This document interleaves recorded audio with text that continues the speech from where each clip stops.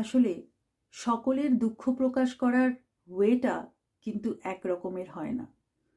কেউ কেউ হয়তো তার দুঃখটাকে সকলের সাথে ভাগ করে নিতে চায়, হাউ হাউ করে কেঁদে সকলের সাথে ভাগ করে তার দুঃখটাকে কমানোর চেষ্টা করে। আবার কেউ কেউ আছেন যারা নিজের সাথেই নিজের দুঃখটাকে মনের ভিতরে একটু আওড়ে নিয়ে, মনকে জানিয়ে, নিজের মনের মধ্যে দীর্ঘদিন ধরে তার দুঃখটাকে চেপে রেখে ক্রমে ক্রমে একটা কঠিন পাথরে পরিণত হয়।